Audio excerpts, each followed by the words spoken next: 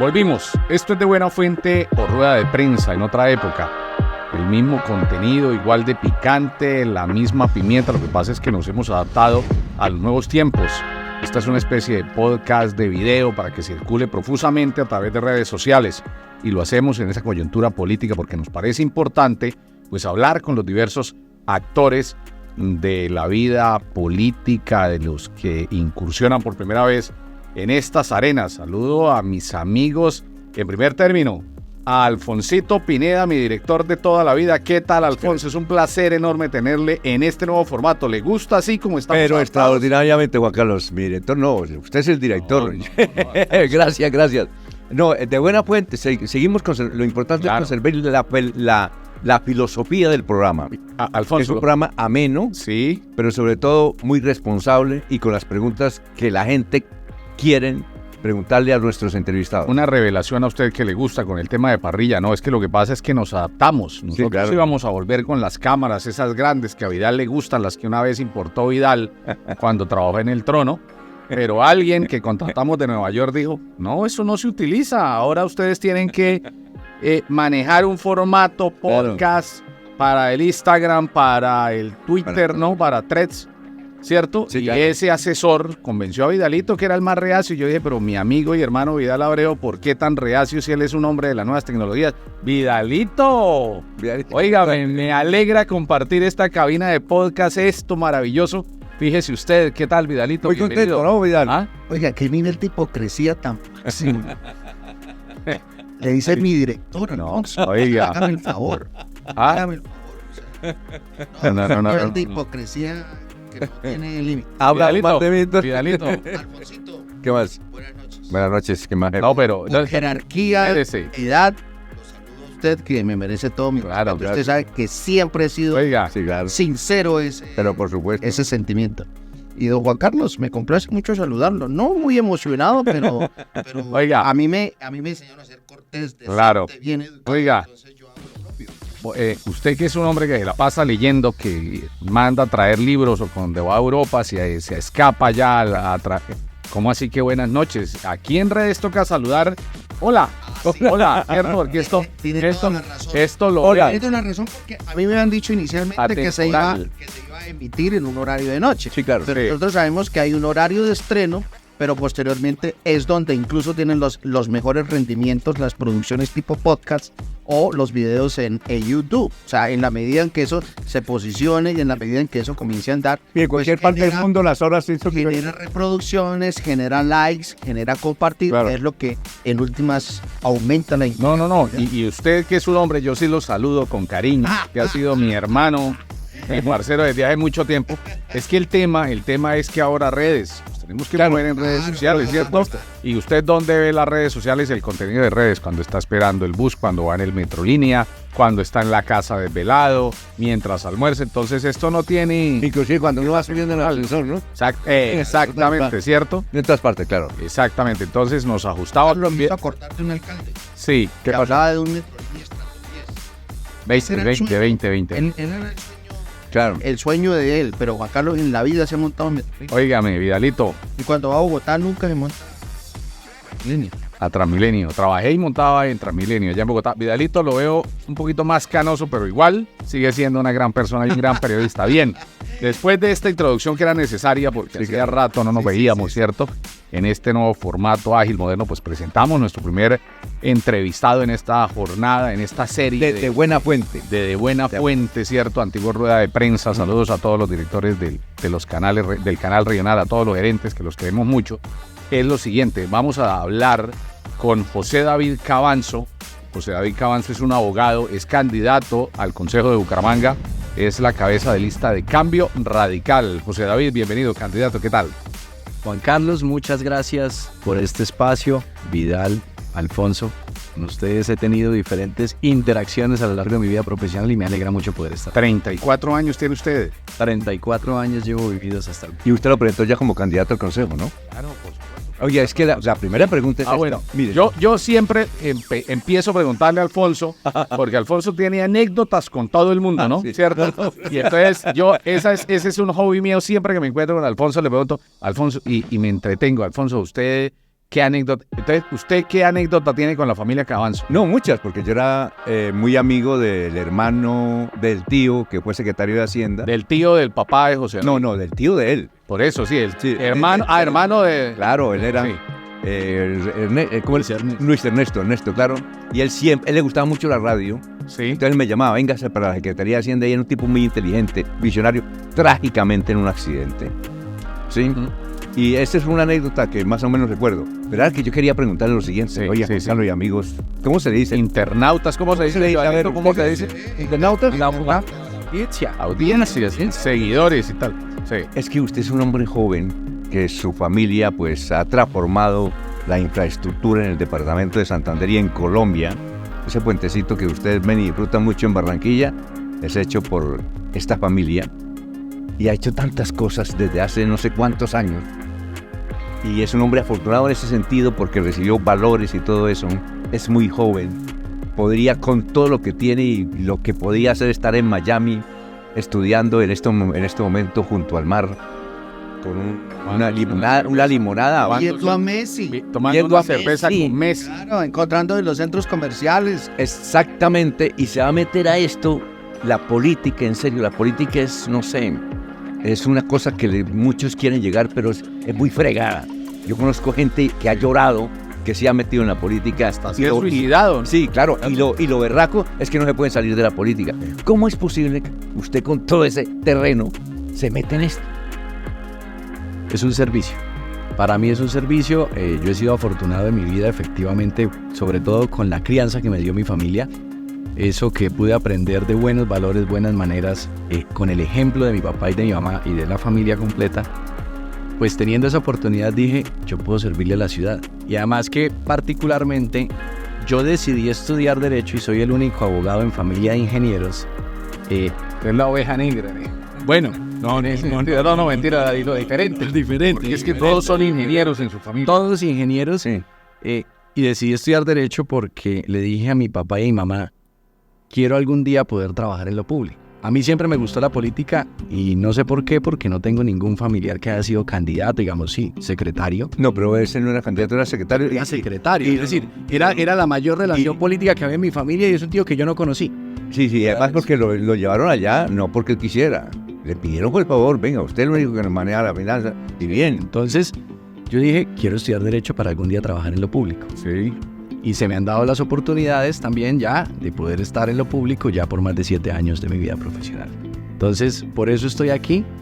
Pudiera estar en cualquier otro lado seguramente, pero creo en el poder de servir, creo en Bucaramanga y por eso decidí aspirar al Consejo de Bucaramanga por Cambio Radical. Su papá José, muy conocido en la región de Otac, ¿no? Así ¿Cierto? Una gran persona a quien tratamos en vida. Muy amable. Usted entrevistó, y eso se lo voy a agradecer siempre a Juan Carlos, porque usted lo destacó un día en su personaje de la semana en Caracol Radio. Caracol Radio, Sí. realmente. Allá lo tuvimos y hablamos con él y nos contó la historia. ¿Qué diría él donde estuviese vivo y lo viera usted en estas? Creo que está feliz. Desde donde está feliz acompañándome, guiándome y dándome toda Porque cuando fue funcionario público él estaba vivo.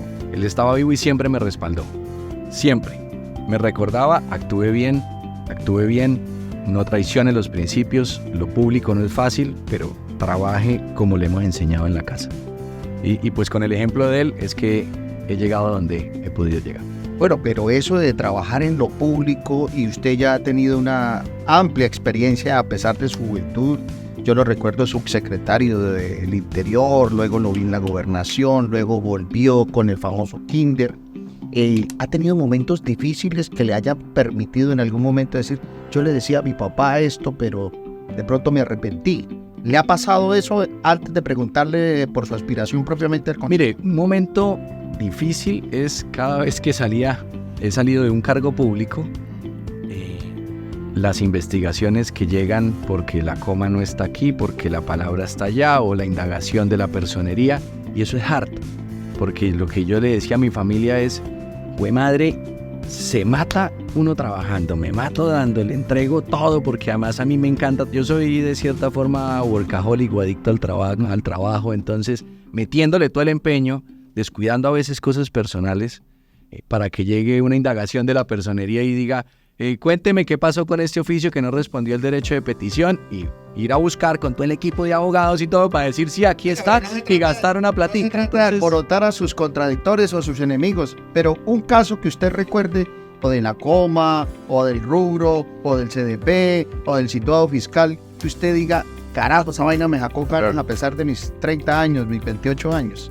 Un derecho de petición que no le respondí, aparentemente, decía la personería, de manera oportuna, creo que fue a un sindicato de la alcaldía, o a un sindicato de la gobernación. Yo estaba en la alcaldía, sí, y que no, supuestamente no, entonces busque el abogado, porque por más que soy abogado, no soy especialista en disciplinario, y pues zapatero a sus zapatos, busque el abogado disciplinario que me acompañara, que lo conocí cuando trabajé en la Procuraduría, para resolver ese caso. Pero entonces entre a pagar, porque hay que pagar los honorarios para poder encontrar las pruebas, vaya a la alcaldía, muestre el archivo, todo es tiempo, y es harto uno tener que entrar a responder por cosas que se vuelven más de gestión, cuando en la vida he tenido un problema de corrupción, que en lo público desafortunadamente es lo que brilla hoy en día y ha brillado por mucho tiempo. Alfonso, tristemente. ¿qué pasó? José David trabajó con Rodolfo Hernández y con Juan Carlos Cárdenas, ¿no? Con los últimos 2 alcaldes de la ciudad, ¿cierto? O sea, también salió en el famoso comercial del...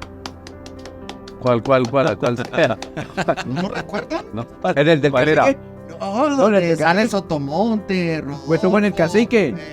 Fue en el cacique, viejo. Sergio Prada, Danovis, Carlos Pan. Lo grabaron en el cacique, Es güey. famosísimo. Sí, no fue en el cacique ese video, es que eso fue producto. Yo lo llamo el comercial de las focas. Bueno, pero contextualice, es que no nos... Pero no salí. No, por eso, que dice usted que trabajó con Rodolfo, trabajó con Juan Carlos. Entonces, Pero ¿usted qué quiere significar con eso? pues entonces seguramente es de la misma línea, está afiliado, tiene nexos sanguíneos, tiene cofradías, tiene amores, claro, con Rodolfo y con Juan Carlos. Bueno, hablemos primero de Rodolfo Hernández. Figura hasta Rodolfo. Mi segundo jefe en lo público. El primero, ¿quién ha sido? Fue en la Procuraduría General de la Nación. ¿Con quién? Con nuestro paisano Alejandro. Ay, san. Y ahí conocí yo lo que era la gestión territorial, porque no era la Procuraduría Delegada de Entidades Territoriales. Viajé por el país aprendiendo de gestión territorial. Fue mi primer trabajo en lo público. Pero bueno, Rodolfo Hernández. No, pero... Espere un momento. Se la dejé. Alejandro, sí, yo No. El amigo de... El amigo de la Procuraduría, no es la época de él de joven. Bueno, ¿qué tal es Alejandro Ordóñez como jefe? Una gran persona. ¿Sí? Sí, una gran persona, muy exigente, trabajaba bastante, estaba siempre pendiente de todo lo que pasaba alrededor. Yo estaba como les digo, en la delegada de entidades territoriales, y ahí lo que hacíamos era organizar unas giras por el país, y nos concentramos, bueno, yo tuve 2 oficios ahí principalmente. Uno era hacer unos encuentros del gobierno nacional con los alcaldes y los gobernadores para desentrabar desde la función preventiva de la Procuraduría, desentrabar los proyectos que estaban enredados porque faltaba un documento, porque faltaba un CDP, porque bueno, cualquier trámite administrativo. Entonces la Procuraduría de la función preventiva ayudaba en eso. Y lo segundo que tuve en la Procuraduría fue la aplicación de la Ley 1712, que es la famosa Ley de Transparencia y Acceso a la Información. Recién llegué yo a la Procuraduría, esa ley fue sancionada en el Congreso de la República, y ahí la empezamos a implementar desde la Procuraduría, que le dio un rol muy importante esa norma. Entonces, con Ordóñez, realmente hoy le tengo mucha gratitud y aprecio. Es una persona que conoció el país, que fue ejemplar en los fallos disciplinarios. Le dio, creo que un giro a la Procuraduría también. Entonces, fue una gran experiencia y, repito, fue mi primera experiencia en lo público. ¿Y lo ponía a rezar todos los días allá en el despacho? No sé. ¿Y hace tiempo que vota por ahí? Nada. No sé. Nada. Y una pregunta antes de terminar. Don José, su señor padre, su familia, Sí. en esa época todavía se manejaba conservadores liberales Bueno, recordando esa historia que decía Alfonso, de su tío. de mi tío, Sí. mi papá y la familia de mi papá fueron feisalistas, de Faisal Mustafa, o sea, conservadores, azulitos. Fueron conservadores, y ahí siempre hubo como, y hoy en día con la familia Mustafa Durán, pues hay también un sentimiento de familiaridad, de aprecio, pero nunca hubo actividad política de candidaturas ni nada. vamos a apoyar. Listo, vamos a hacerle. Usted lo respaldamos que creemos en usted y así fuimos avanzando. ¿Apoyaron a Faisal y después a Consuelo? ¿Trabajaron también con Consuelo o no? Pero es que trabajar, a ver, nuestra familia, Bueno, apoyar. sí, de decir, sí, de decir de amistad, digamos. O ya no estaba Faisal y entonces ya... No, el tema Faisal pues fue un golpe muy fuerte cuando se dio su muerte, muy fuerte creo que para la política general, nacional. Pero siempre mantuvimos una relación cercana con la familia Mustafa Durán. Pero no le ha respondido a ¿Cuál? la que usted está aplaudiendo. Yo no salgo en ese video. ¿Entonces no estuvo en el video? No, yo no salgo en ese video. En ese video está Sergio Prada, está Rodolfo Hernández, Juan Carlos Cárdenas, Carlos Sotomonte, Dano. ¿En ese video qué era? Es que Ese video fue pieza propagandística. de la campaña de Cárdenas, Ah, ya. 2019. Leonidas Gómez para mostrar, era algo de la anticorrupción, digamos. Usted no estaba, no hay, ojo, aparezca por ahí. Seguro que yo no estaba. Seguro que yo no estaba en ese video del aplauso donde están todos. Yo no estaba, eso es producto. Después, además, ahí creo que fue en esos días que hicieron también, ¿cómo se llama esto? Que salen del cacique, que era lo que decía Alfonso, que salieron de diferentes partes, hicieron un baile, es que no me acuerdo cómo se llama. ¿Flash mob? Es un flash mob. Ah, ok. Un flash mob que hicieron el cacique, eso fue lo que activó, que era Una activación de campaña. sí, una activación de campaña y después ¿Por qué no fue? ¿No quiso usted ir o qué? no, yo no estaba haciendo parte activa dentro de la campaña de Juan Carlos Cárdenas. Estábamos respaldándolo, lo acompañamos en su campaña, pero no hice parte, digamos, de la estructura de campaña. Bueno, usted termina en la Procuraduría y se viene. Entonces, me vengo aquí a trabajar con Rodolfo Hernández, subsecretario de Interior. Trabajé 14 meses con él, desde el 1 de enero del 2016 hasta el 28 de febrero del 2017. Segundo jefe, sí. Mi segundo jefe. ¿Y qué tal? De lo público. Bien, creo que tuvo una oportunidad, estoy seguro que tuvo una oportunidad en sus manos de oro, porque fue el primer alcalde del voto de opinión, con una votación muy similar a la que había sacado Marta Pinto en su momento contra Lucho Borges, cercana a los 80,000 votos, similar a la de Rafael Ardila, digamos, el voto de opinión siempre había tenido una votación parecida, pero nunca lo había logrado. llegaba, sí. Nunca había logrado. Bueno, Coti. Entonces, Pero ganó. bueno, sí, Ganó, ¿no? sí, Cote. Después de Cote, se hizo el intento de Rafael Ardila, de Marta Pinto, hasta que se logró con... Entonces Rodolfo Hernández, mi esperanza con Rodolfo Hernández era transformar la ciudad y las formas de hacer política como lo había logrado. Creo que para mí es un desacierto que el primer año se concentró únicamente en perseguir, El espejo retro. Espérese, esa parte la voy a cortar yo ahorita con... a la anterior. No, es que es lo chévere. Ah, bueno, aquí podemos seguir. Sí. A perseguir a la anterior administración. Y un día, en una llamada telefónica, él llamaba muy temprano. ¿Qué pasa? 4 4:30, 4:45, 5:30. ¿Qué hubo, José David? ¿Cómo va todo? ¿Tan bien? Sí, Rodolfo, estamos haciendo esto, vamos en esto, tan. Bueno, la gestión. ¿Y qué pasó con los procesos? Que hay que buscar que todos estos bandidos paguen. Le dije, paremos un momento eso. Yo pienso que la ciudad está para avanzar. Le digo, sí. Y en nuestras manos, hoy que está el poder y que usted es el alcalde, está el poder de transformar a la ciudad. Aprovechemos eso y quite el espejo retrovisor. Si son bandidos, la justicia algún día los tendrá que hacer pagar. Así la justicia se diga que está cooptada por política y que no sé qué, y que los organismos de control. Pero avancemos. ¿Y usted le respondió? ¿Él no se puso bravo? Por supuesto. ¿Ah, sí? Por supuesto que se molestó porque no, que es que son bandidos y tienen que pagar, y el discurso anticorrupción en el que creo firmemente y con el que me identifico porque jamás he estado empañado en nada de corrupción en mi vida. Pero era la oportunidad, lo que digo, era la oportunidad de oro vista desde mi óptica de ajustar todo. Ser alcalde de Bucaramanga es el primer cargo de la ciudad. La capacidad de unir lo público con lo privado, de gestionar, de meterle el hombro, no quedarse tan estancados en el bandido, pero el bandido no el delincuente de la calle, sino el bandido de la politiquería, que ahí como que nos quedamos entrapados y me parece que él Se perdió tiempo. pudo haber avanzado mucho más. Sí, se perdió Y tiempo. estuve hasta el 28 de febrero de 2010. Bueno, para cerrar el capítulo, Rodolfo, sí. y después entonces, ¿qué balance hace usted ya después de mucho tiempo, 8 años? Pudo haber sido mejor. Pudo haber sido mejor. logró cortar de todas maneras con una cultura politiquera que había en Bucaramanga. Nos dio también una sacudida en el tablero político, nos ayudó un montón a despertar, porque él también hay que reconocerle que de todas maneras hizo que los ciudadanos dijeran, listo, no más, no vamos a recibir, o si reciben, como decía, el reciba y vote por el que quiera. Digamos, generar esa conciencia política fue una gran lección para la ciudad y para el país. Casi lo lleva a ser presidente de la República. Claro. ¿Sí? Entonces, eso es lo positivo. Y de todas formas, hubo muchas obras que ayudaron a transformar, a transformar los barrios. Más que la ciudad con mega obras, muchos barrios sí se vieron beneficiados, y me voy a adelantar al año 2019, elecciones hace 4 años, pues ese es el resultado de las elecciones del 2019, la que gana Juan Carlos ¿Por qué se va Cárdenas. usted de la administración de Hernández? Porque me pide la renuncia. ¿Ah, sí? Sí. ¿Por qué? Me dijo, ya es hora, hay que hacer un cambio. Yo fui subsecretario esos 14 meses y tuve 3 jefes de secretario. En 14, en el primer recuerdo. Pedronel Rodríguez, Que era el teórico primero, una era parte de los ideólogos de la lógica ética y la estética. Creo que era de la línea del hermano, ¿no? Sí, así Era es. filosófica. Sí, de la lógica ética y estética, desde la concepción de la lógica ética y estética que lo llevó a él al poder.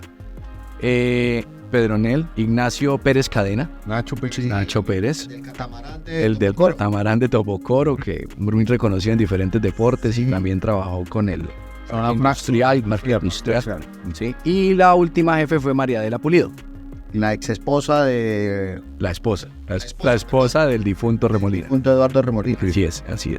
La mamá de Juan Pablo. Muchacho Remolina. Exactamente. Ella fue mi última jefe. Sí. Y ahí, digamos que yo traía una dinámica ya después de 10, 12, 13 meses de trabajo, donde yo venía pues con un ritmo en las calles, operatividad haciéndole, pero cada jefe tiene también su estilo. Y te toca a uno tratar de adaptarse a los estilos de cada uno, y ya al final fue, bueno, ya usted cumplió, hágale, muchas gracias. Le dije, listo, Rodolfo, mire, así tal cual se lo dije, me acuerdo sentado en el despacho en el 5º piso. Rodolfo, usted sabe cómo me llamo, tiene mi número celular, sabe dónde vivo y sabe qué hago. Si usted quiere que yo lo siga acompañando en el gobierno, en alguna otra posición, siempre voy a estar dispuesto a estar aquí. Muchas gracias. Juan Carlos, como se cree el papá de todos, No, pero ¿cómo así? nos condicionó en la entrevista. Usted no va a ser lambón, no va a lanzarle preguntas lambisconas, José David. Le dije, no, yo voy a ser lambón. Yo soy lambón por naturaleza. No, mentiras. Pero yo sí. Alfonso está muy metido en los medios, pero yo recuerdo que cuando José David Cabanzo llegó a esa subsecretaría, muchos nos sorprendimos. ¿En qué sentido? En que nosotros decimos, ¿y de pelado de dónde salió? Claro, la primera pregunta lo llevaba uno, la familia, ¿no? ¿Cierto? Pero nos sorprendió en la medida en que era un muchacho desconocido, 6 años. 27 años, y se puso a tropelear en las calles, se puso a hacer cosas que hasta ese momento en esa secretaría no se estaban haciendo. Y casi que se convirtió, entre comillas, en un funcionario revelación de ese gobierno. Así. ¿Correcto? Sí. Lo sorprendente es que después de esa labor, Rodolfo lo haya, como se dice, llamado a calificar servicios. Yo quiero preguntarle, a pesar de eso, hoy en día, y más mirando que usted es candidato al Consejo, hay una gran discusión, o por lo menos hay una reflexión profunda en el estamento político sobre, primero, eso que usted decía, que se dedicó mucho a mirar al espejo retrovisor, y segundo, que se perdió esa gran oportunidad de ir a gestionar recursos en la nación para hacer grandes obras en la ciudad. Si usted se devolviera en el tiempo y dijera, yo estoy otra vez con Rodolfo y yo fuera el asesor principal de Rodolfo, ¿usted qué le diría? Siga con la politiquería, pero no descuide la gestión de recursos en la nación, la realización de grandes obras, porque Bucaramanga es una ciudad en ebullición y en permanente evolución. Volvió Vidalito con todo, porque en la pregunta duró 3 minutos y medio. ¿Qué diría usted? ¿Qué diría usted en esa reflexión? No. Mire, hay que gestionar recursos. El presupuesto del municipio es muy poco, no alcanza para las grandes obras que siempre necesita Bucaramanga, porque es una ciudad que tiene que estar en constante evolución, sobre todo que Bucaramanga sigue siendo pequeña, o sea, en su extensión geográfica, el área de la meseta no es gran cosa, y entonces estamos en un atolladero. Apiñados. Sí, se hicieron grandes obras en los gobiernos anteriores a Rodolfo, se hubiesen podido hacer grandes obras. Entonces, hoy si yo fuera el asesor principal de Rodolfo Hernández, le diría, hay que gestionar recursos, la plata está en Bogotá, hay que buscarla, sin corrupción. Claramente, sin corrupción, porque es la premisa de mi vida, la premisa que me han enseñado siempre, la que creo y en la que él estaba, sí, pero la plata no alcanza. Y no podemos quedarnos peleando, y entonces en esas peleas pues perdemos todos. Es decir, pierde la ciudad, porque no hay grandes obras, porque el presupuesto de la ciudad no alcanza, no hay cómo gestionar, Claro. y ahí nos quedamos estancados, y es también entonces trayéndolo a hoy, 2023, pues un poco lo que sufrimos o lo que estamos viviendo hoy. ¿Hace cuánto no se hace una gran obra en Bucaramanga? De acuerdo. La última se terminó en el gobierno Rodolfo, efectivamente, pero la empezó el gobierno Luis Francisco Borges. Empañada de cuestionamientos, sí, que no debe ser, pero creo que el alcalde tiene que estar para grandes cosas, grandes proyectos y que nos ayude a soñar y a creer en la ciudad. Intermedio antes de continuar con la historia. ¿Y un concejal para qué está? Le dice un alcalde está para grandes obras y para... Un concejal es ¿Qué es un concejal? para hacer debates. Sí. Tiene que hacer debates, pero debates serios, debates de fondo, debates donde no sea simplemente el show de las redes sociales y el no me gusta porque es que no soy de gobierno, o el todo está súper bien porque soy un concejal de gobierno, sino debates que lleven los temas principales. Hoy, 2023, ¿cuáles son los temas principales? Seguridad, movilidad y empleo en Bucaramanga. A pesar de que Bucaramanga es reconocida como una de las ciudades con menor tasa de desempleo según el DANE, pero de todas maneras vemos que necesitamos generar empleo, pero además formar a los ciudadanos para tener acceso al empleo, ¿no? Entonces, los debates, el presupuesto público. El presupuesto todos los años pasa por el Consejo Municipal, hay que debatirlo, hay que conocerlo, la ciudadanía tiene que entender qué es eso. Viene ahora, en este periodo 2024 en adelante, viene la discusión y actualización del POT, el Acuerdo 011, el Clave fundamental 2014. y eso es planeación de ciudad, Claro. es planeación de ciudad, y no puede ser un POT que sea impuesto por la administración ni socializado únicamente, tiene que ser concertado. Es diferente socializar a concertar a mi manera de ver. Vean, ¿no? y ahí hay una pregunta, ¿no? Clave para José David Cabanzo, concejal 2024. ¿Número qué? Número 6. Número 1 de cambio 1. Número Déjelo candidato al consejo. Bueno, bro, pero es que yo me estoy volver al futuro. Ah, Mira, Así como Sacó la bolita de así cristal. como hemos vuelto al pasado, está yendo al futuro. exactamente. Sí, porque es tal. Pero es que fíjense que Vidalito ya ahí hizo la antesala y tal. Usted, concejal de Bucaramanga, y entonces OTAC y COI y la construcción y los usos del suelo. ¿No le da miedo que alguien levante la mano y diga, pero es que ya Cabanzo y pues poco y Para eso es la revelación de los conflictos de interés. Para eso es la revelación de los conflictos de interés. Hace parte de la ética profesional y la ética individual. Decir, venga, yo tengo unos intereses porque tengo de pronto lotes, porque tengo terrenos donde se pueda construir. Pero es que la planeación de ciudad va más allá de una empresa o de dos empresas o de un grupo. Es decir, la planeación de ciudad es que el POT es esa herramienta en la que cómo se vio a pensar la ciudad, cuál es la realidad económica hoy de Bucaramanga y cómo la vamos a proyectar, para que no nos encontremos con las dificultades también como Cuadraplay en Cabecera, donde se permitió negocios de rumba, de horario extendido y demás y estas cosas, pero muy buena parte de la comunidad no lo acepta porque es una comunidad que quiere seguir siendo un residencial. Por eso. la conectante C1C2 no tiene permisos sociales, que dicen ahora, licencia social. Y por eso yo hablo de la concertación del POT, no de la socialización. ¿Cuál es la diferencia? Usted socializa y usted va y dice y se para en un tablero y cuenta, ¿no? El POT va a ser así. Y la ciudadanía firmó una planilla de asistencia y muchas gracias, y ahí vamos a aplaudir así como el video aquel del 2019. Y la concertación es poder darle también a la ciudadanía. O sea, David, No, pero es que es para esto, José David, porque la pregunta suya es muy importante. Entonces, si hay la empresa de la cual hacen parte sus padres, sus familiares, es muy poderosa. Y entonces nunca se va a poder presentar mientras usted esté ahí a una licitación. No, seguramente se la gana. Mientras estuve en las administraciones, jamás nos presentamos como empresa, ¿no? Y no se van a presentar. Y por supuesto que no. Y es una decisión de junta directiva, porque además es una empresa familiar, pero tiene su junta directiva. Y para eso está en la ley, que no puede contratar por... Está bueno. En el principio. Entonces eso también nos da la tranquilidad, pues claro, es un reto Y empresarial. los no les gusta porque bajan las utilidades. Porque pues toca buscar nuevas líneas o en otros lados. Para eso es una empresa, para seguir buscando trabajo, ¿no? Es que nosotros no vivimos de los contratos con el municipio ni donde yo he trabajado. Sí, las obras se hicieron con el área metropolitana en su momento en la alcaldía de Alberto Montoya. ¿Cuáles fueron? El Bueno, el puente de la Reina de la Paz, Papi Quiero Piña, el otro que es en la... ahí entrando a Girón, ahí antes del puente Antonia Santos, ese otro intercambiador. Sí. Ahí en Codicen. Sí. Se me olvidó ahorita. Palenque, el intercambiador de Palenque. El intercambiador de Palenque también lo hizo mi papá en su momento y lo hizo TAC.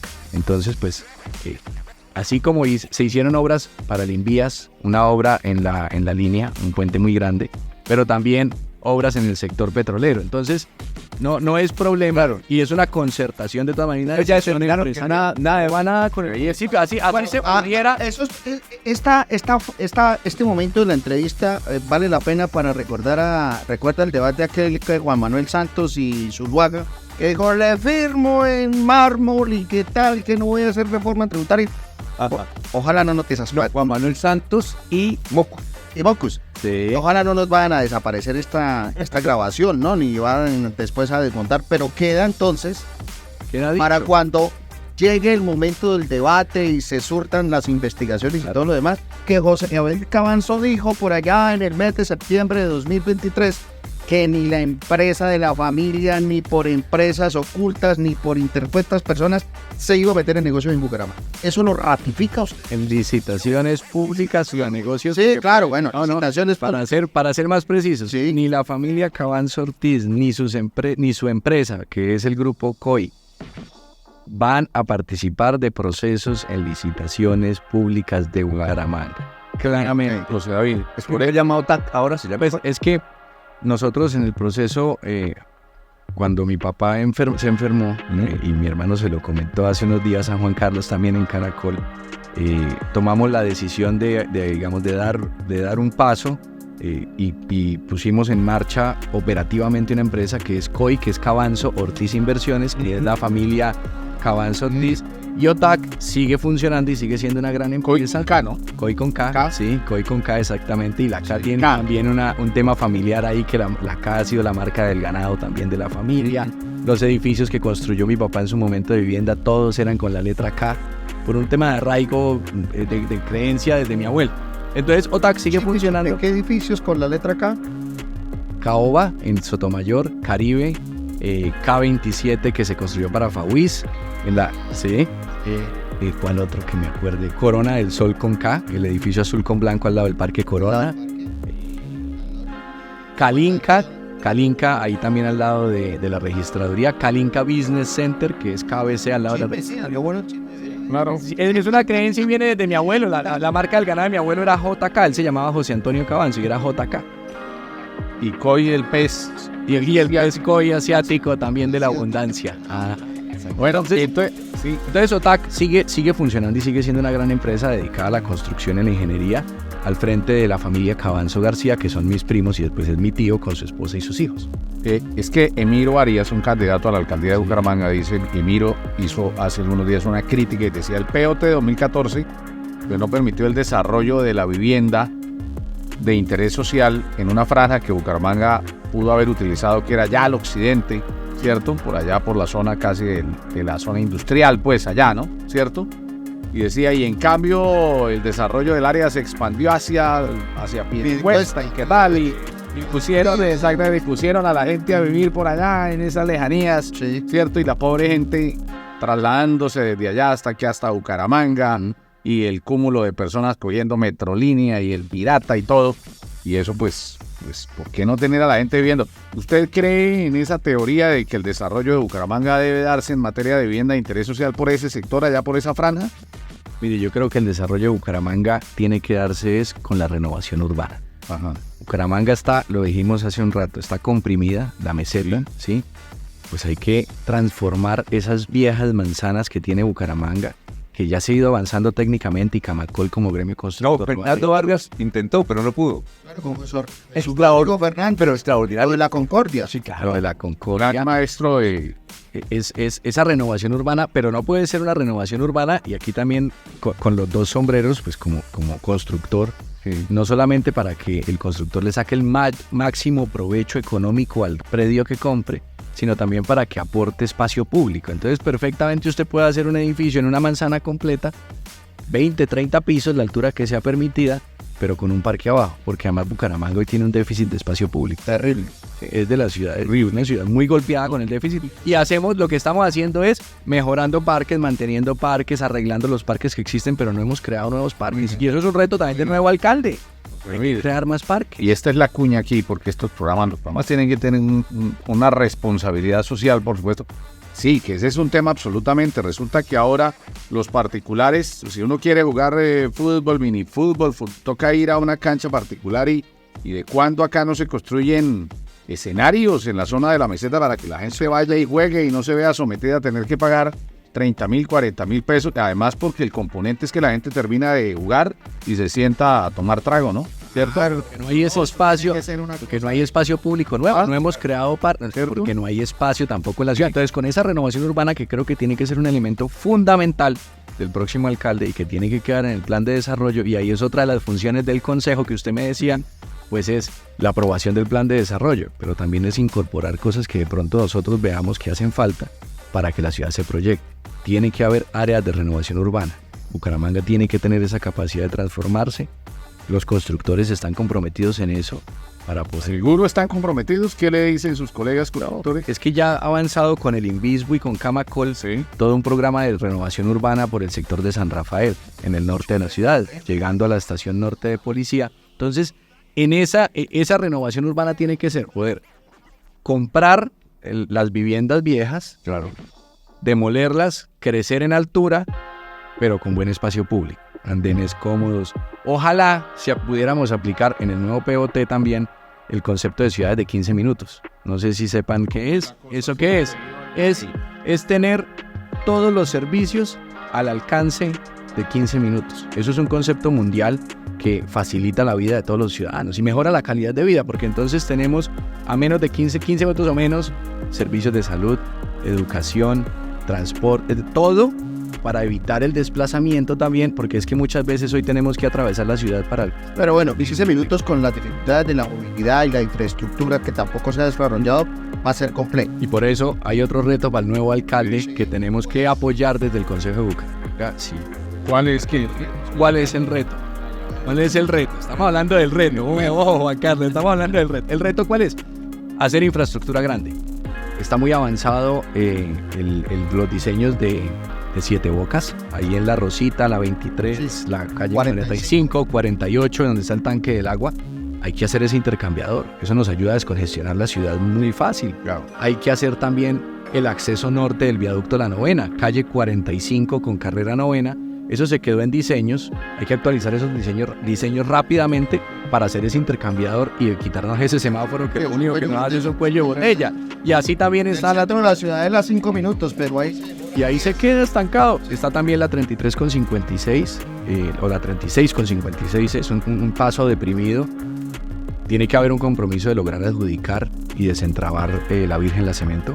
De tantos años hemos escuchado que por fin se va a lograr, que por fin se va a hacer toda esa parte de Paso Malo. Entonces, todas esas son obras que yo creo que el próximo alcalde tiene que estar en la capacidad de liderazgo de hacer. Bueno, el otro intercambio, 16 con 27, sí. Eso... Y ojo con la 54, que la cobramos ya por valorización o la pagamos ya los contribuyentes, el par vial. Se actualizaron los diseños en esta administración y tendrá que ejecutarse. Ahí viene un reto grandísimo de gestión predial, porque muchos de los propietarios de ese sector dicen: yo no estoy dispuesto a pagar más, hagan algo, porque también están afectados en el instrumentos públicos, no pueden hacer nada con sus predios, están congelados.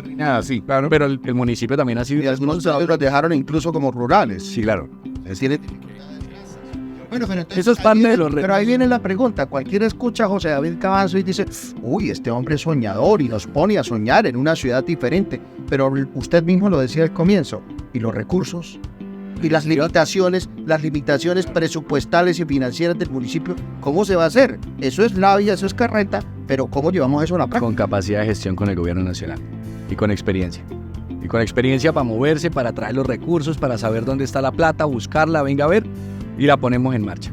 Porque ya los alcaldes lo han hecho, es que tampoco es algo que estemos diciendo, es que es totalmente nuevo, es que estamos inventando aquí. No estamos inventando nada, estamos pidiendo capacidad de liderazgo del alcalde, de gestión, de meterle berrenque a ver la ciudad. Claro, va a ser difícil mientras estemos en obra, ¿no? Eso va a ser un dolor de cabeza y puede que sea un lapo de popularidad del alcalde, pero no se puede pensar solamente en la popularidad. Bueno, yo la pongo y hago de mala leche, como diría uno por ahí. Sí. El presidente es Petro, el presidente es izquierda, Sí. usted es cambio radical. Entonces uno dice, eso es Germán Vargas Lleras. Y Germán Vargas Lleras le pega hasta con el balde todos los días a Petro. ¿Cómo carajos los ministros o cómo carajos el presidente va a recibir a la gente de cambio radical? Bueno, pero Es que yo no voy a ser el alcalde, yo voy a ser No, por eso, pero es decir, van a ir en una representación que los concejales y qué tal, entonces... Vidal, Es que zapatero a sus zapatos nuevamente. Es que llevemos hoy en campaña entonces también candidatos al consejo que proponen como si fueran a ser alcaldes. A ver, Un poquito. a ver. ¿Quién es su candidato a la alcaldía? Horacio José Serpa, Y Horacio José Serpa es el candidato del Partido Liberal y de Cambio Radical. radical y En Marcha. Bueno, entonces usted va agarran la maletica y se la meten debajo del brazo y se van para Bogotá. Se va él como alcalde. Bueno, pero a veces va con sus concejales. ¿Qué pasaría? ¿Cómo se imagina usted esa gestión de recursos en Bogotá? Él sabe hacerla, él fue congresista. Él sabe cómo se mueven los recursos en Bogotá. Él sabe hacer los días, como dice al presidente. Él no le casca todos los días al presidente, pero se ha hecho la oposición técnica al gobierno nacional. Pero Horacio José muy poco. Ah, bueno. Sí, Pero y él fue compañero en el Congreso. nacional no se puede... Él fue compañero en el Congreso también del hoy ministro del Interior. Es que una cosa es hacer oposición al gobierno y también el gobierno tiene que tener la capacidad también de entender que hay que ayudar a progresar las ciudades. No pueden ser cerrados para que no tengamos la experiencia como la educación. Entonces no, eso es mezquindad política y ahí hay que armar entonces un gran escándalo también en el momento en que no bajen los recursos porque políticamente entonces no, es que como tú no eres afín mío, entonces que están queriendo armar unos fortines políticos en todos los municipios. yo tengo comparto pues mucho el pensamiento, pero con Vidalito nunca he podido compartir eso. Me parece una visión, una postura provinciana, eso de que el presidente y qué tal. Yo no sé si eso en la práctica ocurra, que el presidente tiene por allá al alcalde de Acandí Chocó y que no votó por mí, entonces no lo recibo. Y Asumamos que hay una visión mala leche en eso, pero no vayamos tan lejos. Mire la relación que planteó Petro con... Bueno, pero es que Bogotá ¿Quién resulta? Usted mismo lo acaba de decir. Estamos hablando de la capital de la República y el proyecto más importante de infraestructura, no solo de Bogotá, sino del país. Bueno, pero... ¿Y qué pasó? Bueno, Una cosa es hablar pero bien que hubo. con Duque, con Santos, y otra cosa es hablar con el temperamento de Gustavo Petro. Bien, hubo jalonazos, hubo encontronazos, Claro. y la obra sigue. listo. Alfonso, ¿no quería? No, es que tengo esta pregunta. Lo que estamos hablando es extraordinario. Sí, dele. Pero además creo que usted fue también funcionario de Didier Tavera. Sí, señor. Bueno, Sí. Sale usted entonces de la... Entonces, sí, termina. Terminamos el cassette. Vamos la crónica. Vamos la crónica, termino con Rodolfo. 28 de febrero. Bueno, yo renuncié unos días antes. Sí. Ahí hay que recordar que muchos funcionarios me respaldaron también, mandaron una carta al alcalde diciendo no acepte esa renuncia. Cabanzo tiene que permanecer en la administración, pero la decisión ya estaba tomada, en eso no tenía reversa. Y yo le pedí al alcalde, le dije, déjeme quedarme 10 días, creo que fue más. Yo no quiero dejar el puesto votado, tampoco es, listo, entonces renuncio y mañana me voy y arranco y no hago entrega del cargo, porque creo que eso también es irresponsable. Entonces mi renuncia se hace efectiva a partir del 28 de febrero y a los siguientes días entro a trabajar en el gobierno de Didier Tavera. Contrario a lo que creen muchas personas de las que nos están viendo, que yo me fui para el departamento o a la gobernación porque Didier me llamó, entonces le renuncié a Rodolfo y atravesé el parque como si hubiese sido un acto irrespetuoso contra las políticas. ¿y cómo fue? No fue. Renuncié, ya estaba por fuera del gobierno. Efectivamente me llama Didier Tavera a invitarme a ser parte de su equipo de trabajo, pero yo no tuve cargo directivo, yo era un profesional universitario y lo acepté por una razón, tener la oportunidad de trabajar en la gobernación. ¿Y qué hacía usted ahí? Mi rol, mi función era trabajar de la mano con la policía, el ejército y con la comunidad. Hicimos consejos comunitarios. Era aprovechar un poco la experiencia que traía. Sí, pero él ahora como candidato al Consejo Ajá. de Bucaramanga va a plantear que va a luchar contra la corrupción, que es diferente a los demás. Entonces la gente va a preguntar, diferente a los demás, si está con Didier Tavera. ¿Usted sabe cuántas investigaciones trabajó con Tavera? Que trabajó con... Trabajé. Por eso, Trabajé, no hago parte de su estructura política. pero ¿y usted qué piensa de él? Si es de que lo acusan, de que pide plata para los contratos, el PAE y todo eso. Se la voy a llevar como lo dije con lo de Rodolfo Hernández. Si hizo actos malos, contrarios a la norma, ahí están los organismos de justicia y que pague. Sí. Pues es que el que es bandido y tiene que pagar. Yo no estoy señalando aquí a nadie. Ajá. ¿Sí? El que le gusta señalar es una forma de hacer política. A mí no me gusta esa. Él nunca le planteó algo así. Jamás. A mí, jamás. Jamás me insinuó. Porque además no era ordenador de gasto. Era profesional universitario del departamento de Santander. Y mi rol era muy técnico, muy operativo, de reunámonos, hagamos la gestión, vamos a la comuna, vamos a la provincia tal con la Expedición Santander, que fue un programa que yo sí quiero reconocer porque fue un programa que llevó toda la oferta institucional a las provincias y se entregaban motos para la policía, ayudas técnicas para las personas en condición de discapacidad, mercados, se fomentó el emprendimiento, es decir, muchas cosas que ayudaron a que el departamento se desplazara por varios días a la provincia. Entonces, yo, si hubo actos de corrupción en su administración, pues tendrá que pagar. Vuelvo como la Ay, sí, yo me acuerdo de la viajera, de la viajera. No, pero adicionalmente, yo estuve en esa expedición a Santander. ¿Ah, sí? Sí, claro. ¿Y usted qué hacía por allá? Era el jefe de prensa de la Ay, de Dios Santander. mío. Pero yo tampoco participé en nada de lo que algunos se puedan imaginar. Sí. Nada. Claro, estuvimos en San Andrés, ¿Dónde estuvo? Y allá creo que la inauguramos. Yo llegué en el segundo año, entonces a mí ya me tocó la segunda fase de expedición. Pero entonces yo vuelvo un poquito atrás y yo voy a ser como la vieja chismosa del barrio. Entonces yo me imagino a Cabanzo trabajando con el adalid de la lucha anticorrupción, Rodolfo Hernández, y de un momento a otro renuncia, y entonces yo me lo imagino a José David Cabanzo como Los Ángeles de Charlie, así caminando y con el cabello así ensortijado, y de pronto se le cae la capa de la anticorrupción y cae a la gobernación de Santander. Yo tampoco estoy acusando a nadie, ¿De acuerdo? pero sí puede quedar en la... No se me cayó la capa anticorrupción. ¿No? No, porque yo siempre he actuado bien. No fui ordenado. O sea, no fue Ángel de Charlie. No, además no tengo el pelo largo así como para que se vea así frondoso.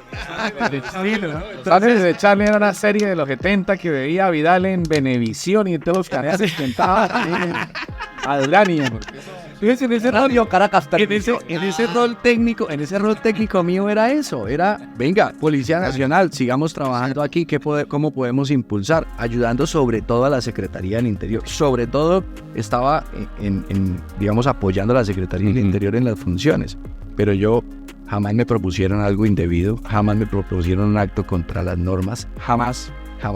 Sí, entonces a mí también me da la tranquilidad que era la oportunidad, 1, de conocer la gobernación como entidad, 2, el departamento, porque recorrí el departamento, y 3, de todas maneras, fue una oportunidad de conocer lo que es una administración política, Sí. porque Rodolfo Hernández pues no era una administración propiamente política, entonces también era conocer, tener otra experiencia profesional, y fue gratificante, y ahí estuve hasta el 31 de diciembre de 2017. Y después llega entonces el Kinder y Cárdenas, ¿cierto? No, Pues, Usted al Kinder. ¿Pasó a Kinder? Kindergarten. bueno, pero yo hacía, venga, Sí. yo soy el entrevistado, pero voy a hacer una pregunta. Yo era parte del kinder, había quienes me decían que... Corten ese pedazo. No, pero... ¿Yo era parte del kinder o no era parte del... Yo hasta donde supe, sí. Sí, claro, usted joven, Claro. joven, sí, no joven. Porque ¿sabe qué me dijeron varias personas? Mándele. Es que el kinder de Cárdenas, pero usted no hace parte del kinder porque usted tiene experiencia en lo público. Me dijeron varias personas Bueno, que criticaban el pero kinder. hay que reconocerle que se salió bien del tema. Pero trabajó ahí. No, Obviamente. Tomaba decisiones, le asesoraba a Cárdenas. Venga, fui su secretario de Interior. Es que ser del Kinder es malo. No. ¿Qué? Usted mismo lo planteó. Y llegó el kinder, entonces uno dice...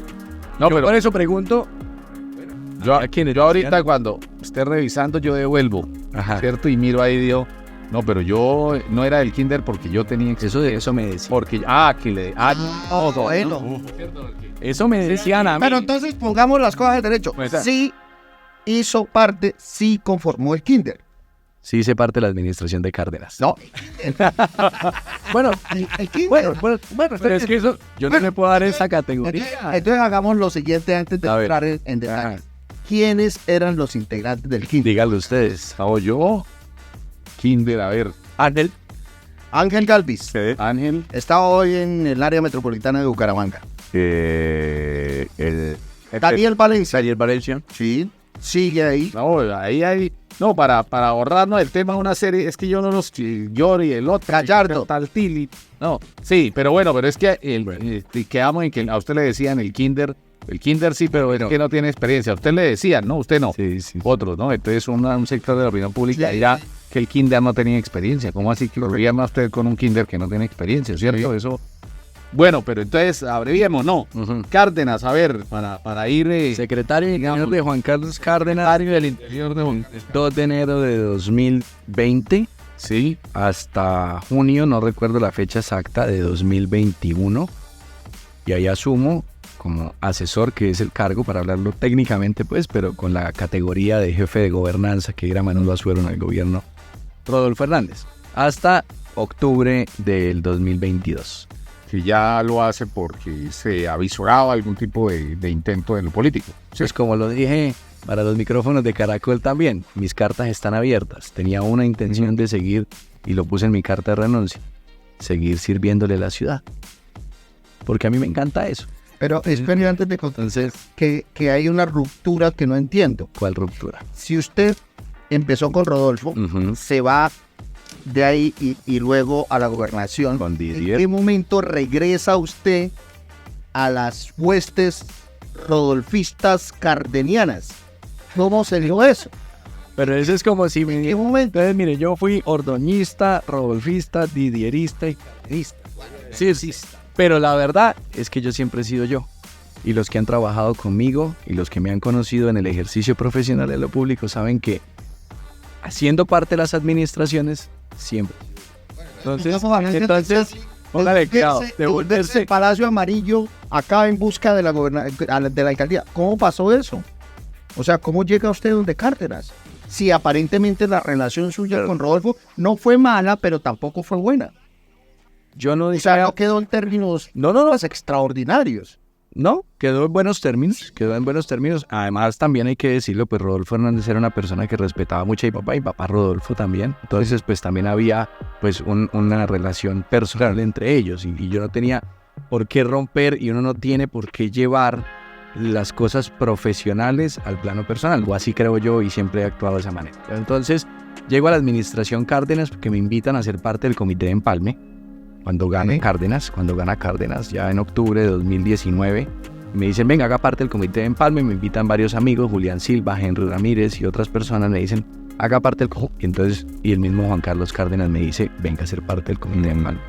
Lo acepté inclusive, y a pesar que fue una decisión difícil, porque yo en ese momento había pensado, bueno, en un año anterior, tal vez 2018, había dicho, no quiero volver a lo público. Estaba como con ese sinsabor que hablamos ahora de los procesos, cargar uno con ese peso sin haber actuado mal. Entonces eso es aburridor, eso es como que agota. Me dediqué, ahí hay un paréntesis que no es de lo público, que es 2018 y 2019, a trabajar con mi papá, con mi familia, a sacar adelante un proyecto de ganadería. Y yo tenía la responsabilidad de sacar eso adelante como empresa y volverlo una línea empresarial. Entonces, cuando Cárdenas me invita y el equipo a ser parte del equipo de empalme, yo lo pensé mucho. Y lo primero era hablar con mi jefe. ¿Quién era mi jefe? Mi papá. Pero era mi jefe. Decirle, vea, papá, acaba de pasar esto, me llamaron, me dijo, bueno, ¿hoy en qué está la empresa? Como quien dice, ríndame cuentas. ¿Cómo vamos? Le dije, vea, llevamos la ganadería a esto, hemos logrado esto, estamos en esto. Bueno, le conté todo y me dijo, listo, eso ya está posicionado.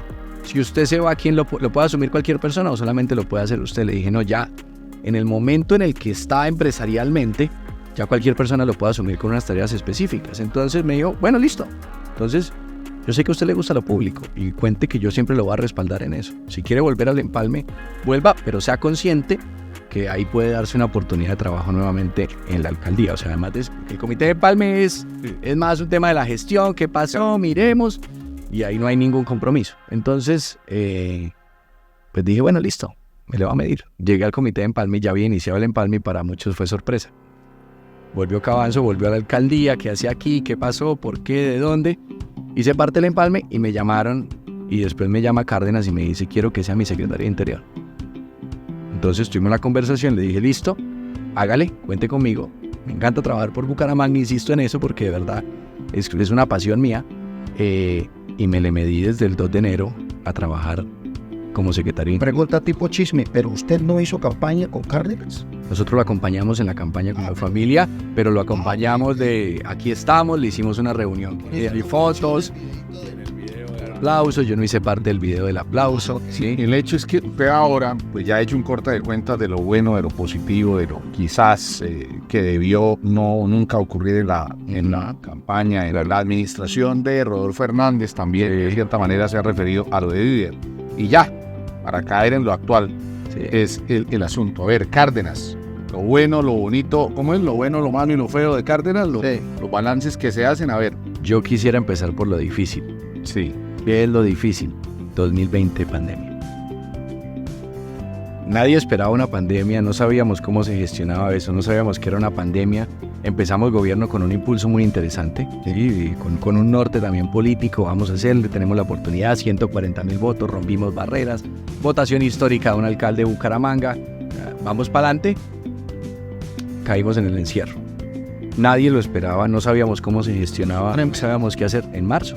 El primer puente de marzo fue que nosotros nos unimos al aislamiento voluntario que planteó Claudia López, pero que terminó siendo a los 3 días después de eso el obligatorio del presidente de la República. Yo recuerdo mucho ese viernes la locución presidencial, en la que él dijo a partir de, creo que era un miércoles, se hará el cierre. Y entonces, esa conmoción, por eso quiero empezar por lo difícil, porque en esa que no sabíamos cómo se hacía, qué era la pandemia, pues nos causó dificultades. Y hoy, díganme ustedes, ¿qué alcalde de Ciudad Capital, además de Pumarejo, porque Barranquilla es un tema excepcional, tiene una imagen positiva? Porque entonces en ese plano difícil, donde hay hambre, hay problemas económicos, sociales, tuvimos que aprender los gobiernos a hacer. Entonces, ¿qué hizo Pumarejo? Pumarejo es un cuento char, es un cuento que ya está muy posicionado. Bueno, mire la encuesta, sí, pero mire la encuesta hoy de la alcaldía. Char tiene más del 80%, no, 87, si no me falla la memoria, 87.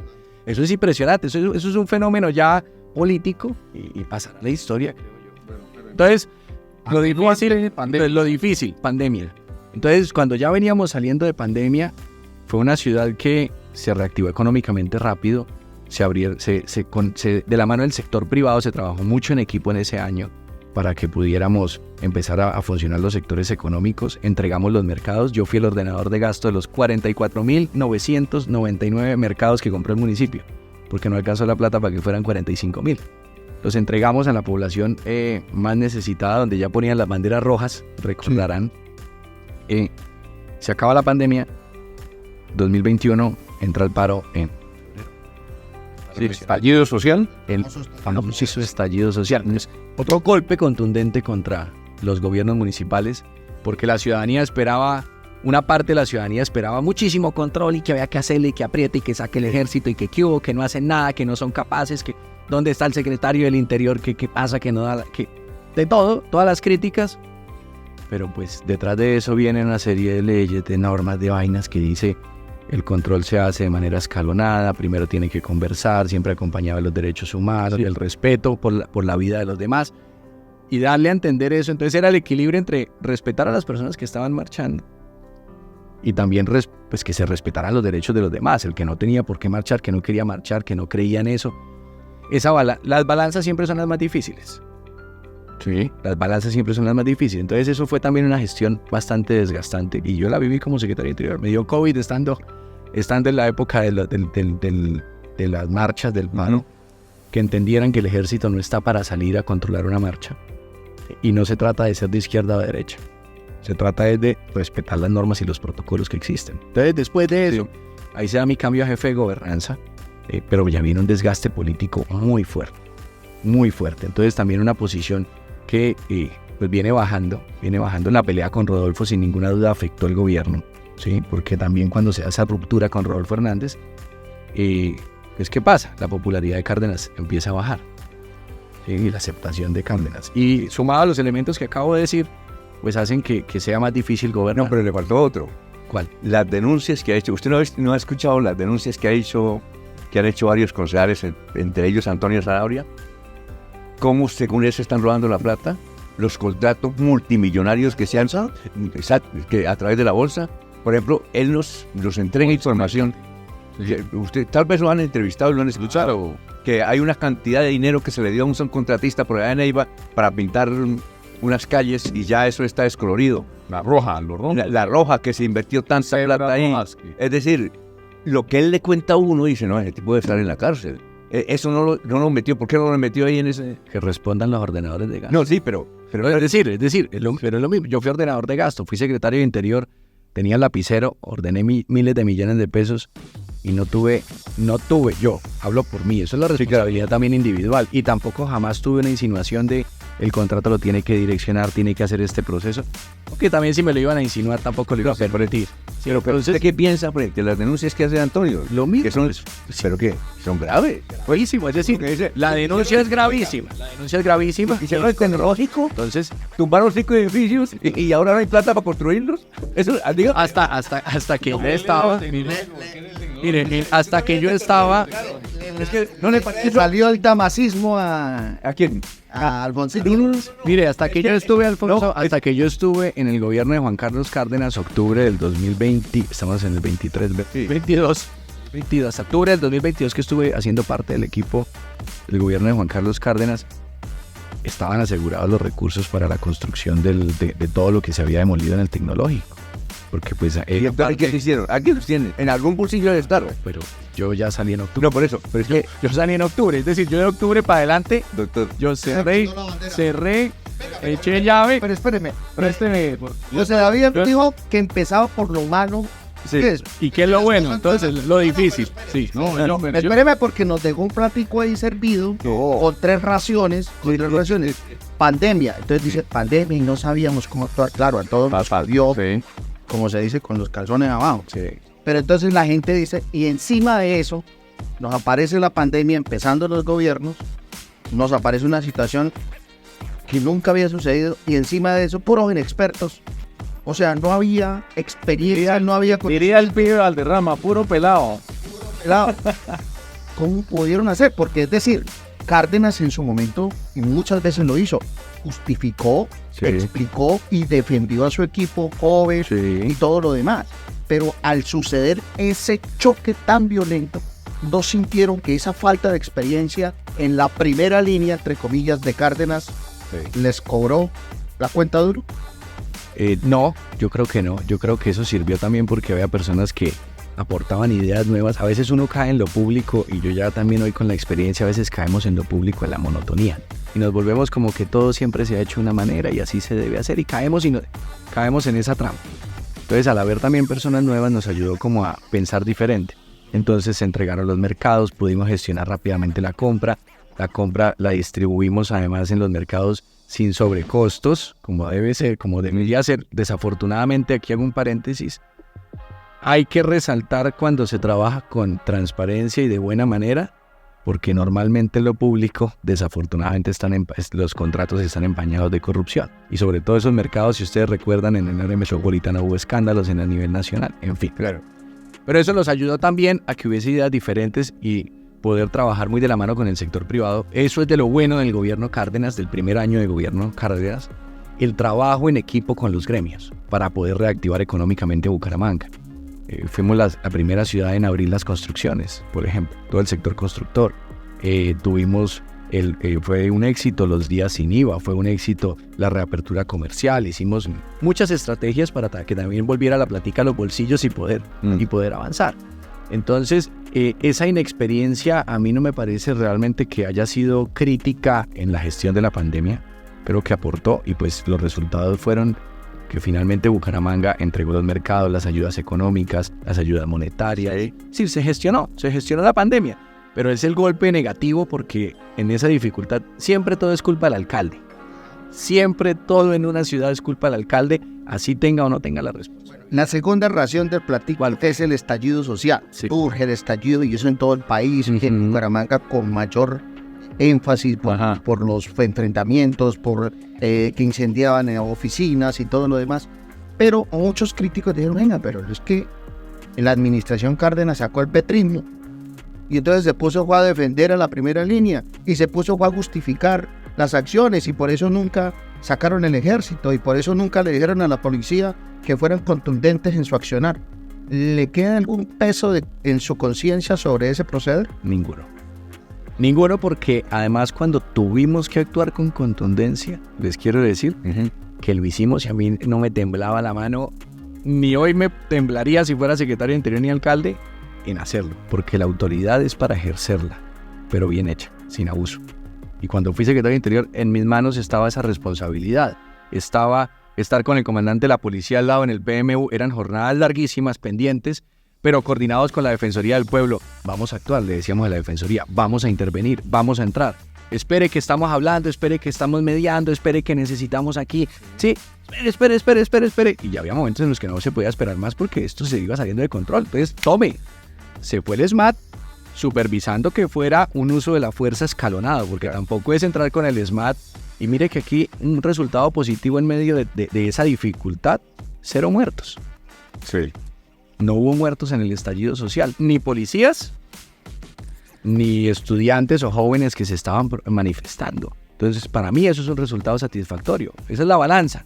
El Ejército Nacional, Cabanzo no es capaz de sacar el Ejército Nacional, le falta pantalones, que póngase bien la correa, en fin.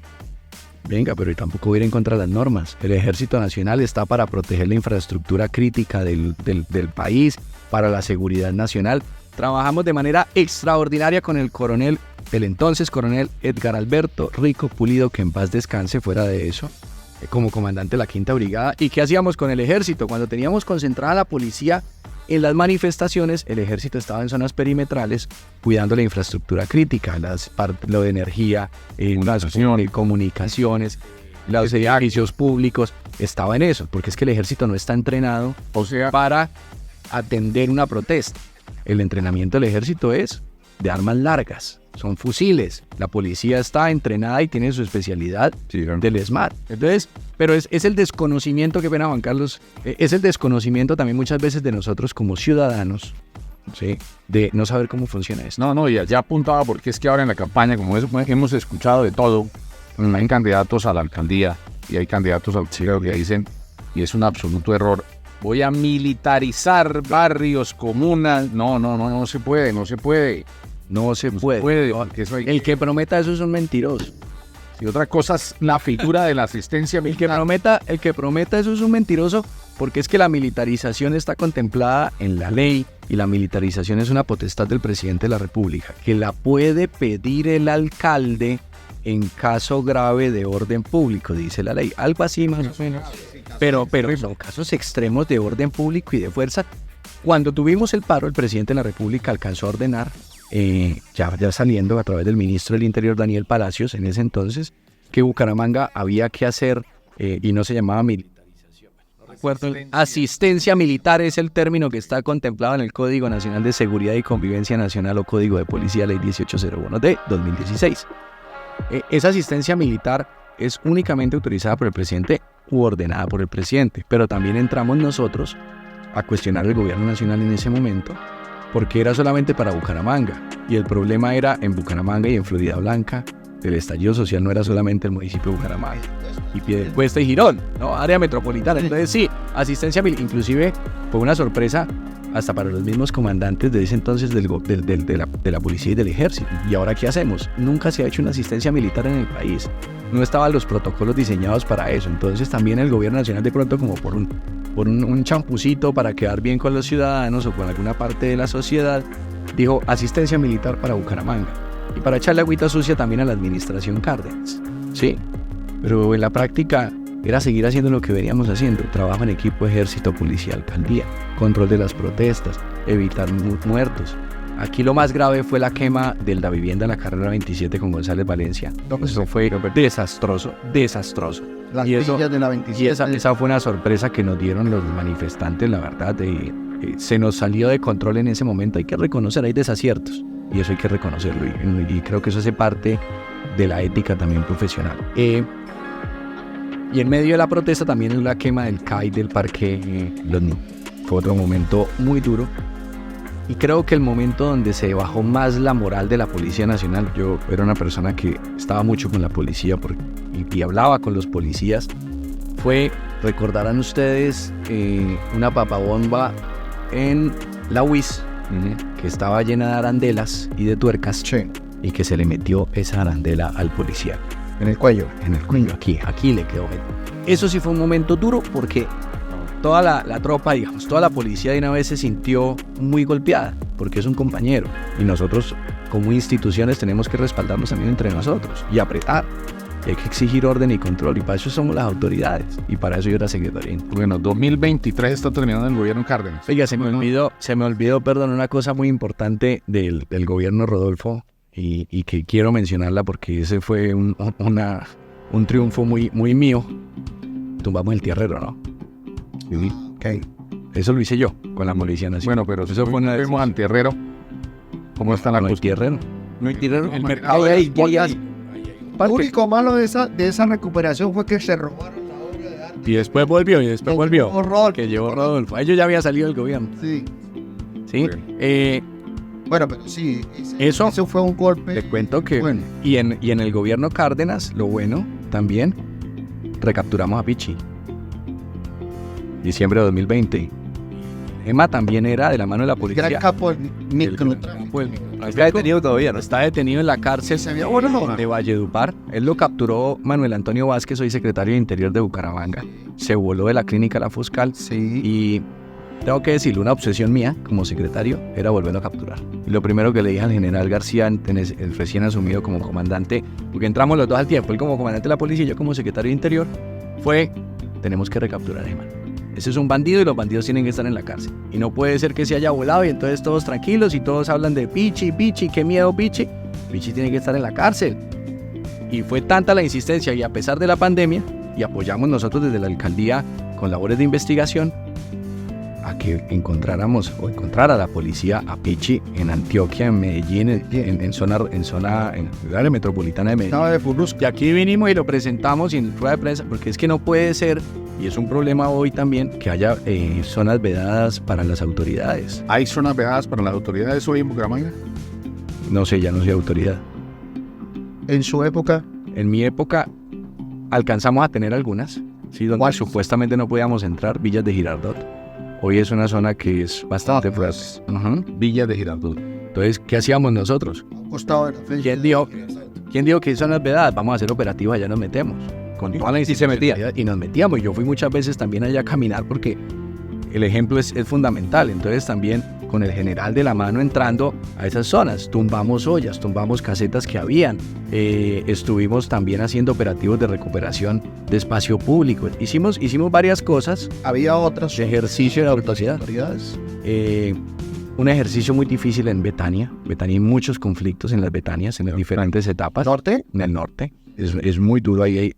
Y es que... ataque de la policía a la... bueno, esta semana precisamente un artefacto explosivo contra la policía. Y yo que dije en Twitter, dije, no puede ser que eso esté pasando.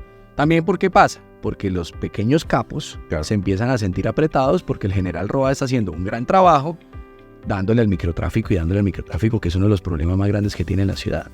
Sí, entonces, y hay que apretar. Y la autoridad nunca puede aflojar. Bueno, dos temitas con el perro. ¿Cuánto dura este programa?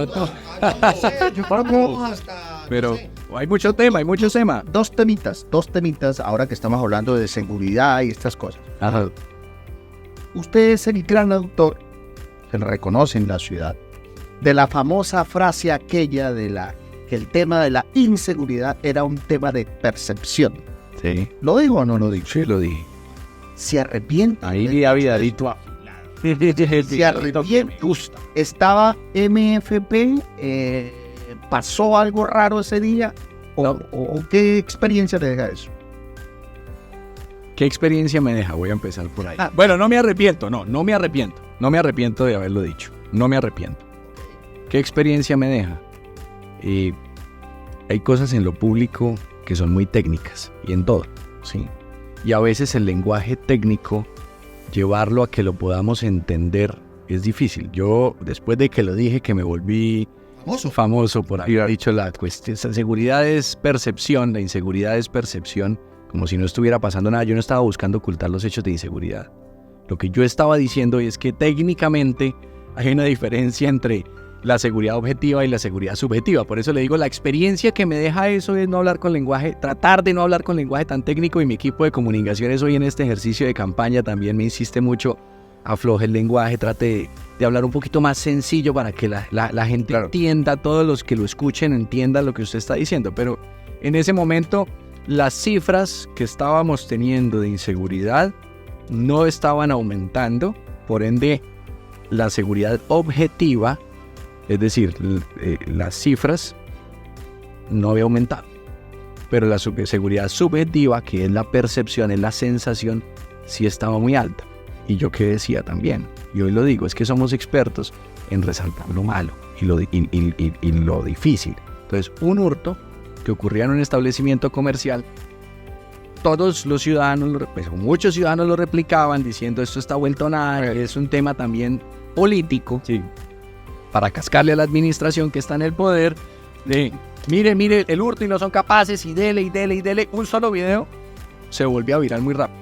Sí. Pero si capturábamos con la policía, si capturábamos esa banda, porque casi siempre no nos demorábamos, yo creo que un mes en darle resultados a la ciudadanía, y capturábamos la banda y había otra banda y llegaba otra banda y llegaba otra banda, pero siempre estábamos dando los resultados. Entonces, cuando nosotros presentábamos las capturas a los ciudadanos y decíamos: hemos desarticulado la banda que robaba los establecimientos comerciales, pues eso lo compartían los medios de comunicación en su función principal y los funcionarios de gobierno.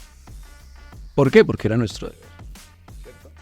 Y ok, pero ahí es donde están esas dificultades, y entender que los cargos públicos finalmente es política. Sí, ese es el aprendizaje también de un lenguaje que permita que todos entendamos. Por querer expresarlo desde la parte técnica, pues sí, lo dije, pero por eso le digo que no me arrepiento. ¿Y la segunda, Pedrito? La segunda, hoy en campaña, Sí. el tema de la seguridad se ha convertido, digamos que en la reina, santo grial de la campaña. Entonces resulta que yo me puse a averiguar, y un día me encontré de pura casualidad con el general comandante de la Metropolitana de Bucaramanga, El actual, José Hammer. Entonces hablábamos y decían: oiga, general, ¿es tan cierto eso? Voy a poner que la cifra que maneja todo el mundo, que de 800 cámaras solo sirven 400, 300. Me dijo: sí, es cierto. Punto número 1. Pero entonces, general, ¿qué hay que hacer? ¿Cómo solucionamos este problema? Entonces hubo ahí un oficial que llegó, le dijo: mi general, es que usted lleva esta cosa, pero para contarle, miren, nosotros presentamos a la alcaldía un proyecto por 32 mil millones de pesos para mejorar el sistema de cámaras, que es, digamos, el bastión importante de la lucha contra la delincuencia, para dar sensación de seguridad. Primera pregunta: si usted era el secretario del Interior, ¿qué pasó con ese proyecto? ¿Lo conoció? ¿No lo conoció? ¿Le pasó así por la cara? Primera pregunta, porque tengo una segunda sobre Listo, entonces, sobre esa primera pregunta, efectivamente, el sistema de videovigilancia de la ciudad es bastante viejo. Sí. Son 800 cámaras, sí, no 800 puntos, que también técnicamente es diferente, ¿sí? Porque en una intersección hay una cámara que es 360 y hay 4 que son fijas y apuntan, entonces son menos puntos. ¿Sí? Eso. 2, el proyecto se presentó, pero no solamente a la alcaldía de Bucaramanga, se presentó a la gobernación de Santander.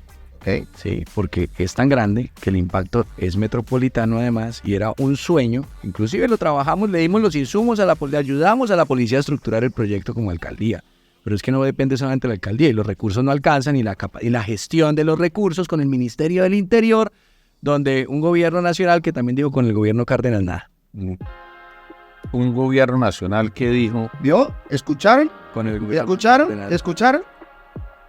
Lo que me fustigaba Repítalo. Carlos hace un momento. Bueno, lo dijo Jackie Uribe. Un gobierno nacional que dijo con el gobierno Cárdenas nada, porque Porque con el petrismo, con la izquierda. y porque Cárdenas, el alcalde Juan Carlos Cárdenas, pues no tenía tampoco esos vínculos para hacer esa gestión. ¿Por qué lo dice? Es decir, ¿usted lo escuchó de alguien? ¿Por qué? Eso es lo que suena. Los corrillos Suena. en los corrillos. Eso es lo que suena en los corrillos políticos. Entonces, no vamos a decir tampoco nombres de Pedro. Ya me dijeron esa frase, ¿no? Entonces, Se no quiere entender. entonces vea. Entonces, efectivamente era un proyecto muy importante.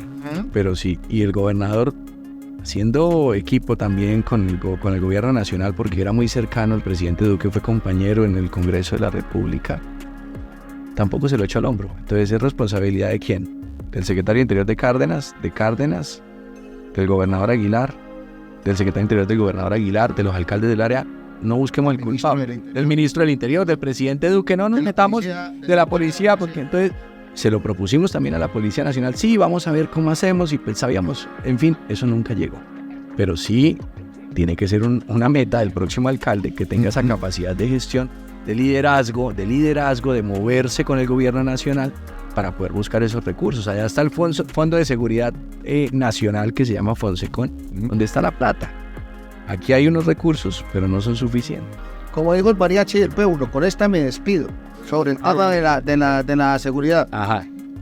Los que tienen iPhone, aquí estamos grabando con iPhone, Sí. ¿cierto? Vamos en 14 Pro Max, ¿cierto? Ajá. Entonces hubo una pregunta del oficial de la policía y dijo, ¿ustedes qué celular tienen? El uno dijo 12, yo 13, no, el mío tal. Digo, ¿saben, hablando del sistema operativo comparado en iPhone, qué sistema operativo tienen las cámaras que funcionan en Bucaramanga? 3. O sea, si el último iPhone es el 14 Pro Max, las cámaras de seguridad del área metropolitana o las de Bucaramanga tienen. Y aún así, con lo que hay que trabajar con lo que hay, ¿no? No me preguntó nada. Y le digo algo. Señor, Con esa capacidad, este gobierno dejó comprado el software para poder hacer el reconocimiento facial y el reconocimiento de placas. Ahí falta que, pues no sé, ya no sé qué quedó pendiente, porque eso lo hizo además Melissa Franco siendo secretaria de Interior. Pero sí se dejó, es decir, se ayudó para ir subiéndole el nivel. o sea, ¿se hizo algo Sí se hizo algo. para mejorar el software? Sí, claro. Pasar del 3 a 10 No, a 7 plus.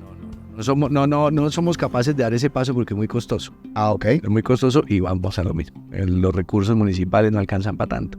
Entonces, pero sí se avanzó, se cambiaron varios servidores de la policía donde se almacena todo en la videovigilancia. Se trató de mantener todas las cámaras al día, pero no es fácil porque también hay muchos factores externos que hacen que las cámaras salgan de servicio. Hay cámaras muy viejas que requieren modernización.